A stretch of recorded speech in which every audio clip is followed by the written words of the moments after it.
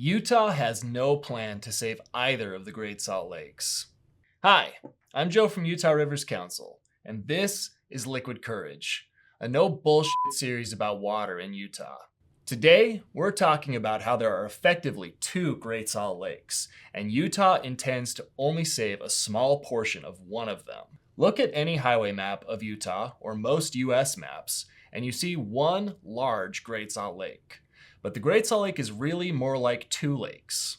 That's because in 1959, a railroad causeway was constructed which divided the north part of the lake from the south part. The north part, called the North Arm, represents about 40% of the lake's surface area, but it's rarely visited, whereas the larger South Arm is frequently visited because it has easier highway access. The South Arm is also where all the rivers that feed the Great Salt Lake enter. The only thing that allows river water from the South Arm to enter the North Arm is a breach in the causeway.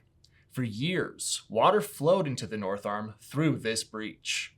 But the water levels of both arms have been plummeting for decades due to increasing upstream diversions.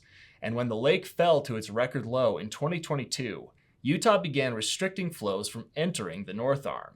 In fact, some legislators now advocate for drying up the North Arm instead of reining in existing upstream water diversions. This puts the North Arm in grave danger of disappearing because Utah still doesn't have a real plan to reduce upstream diversions and send more water to the drying lake. That's an appalling leadership failure, which is why we developed the 4200 Project. This initiative provides a model for realistic but effective conservation solutions that could restore both arms of the Great Salt Lake to healthy levels. Visit 4200project.org to learn more. See you next time.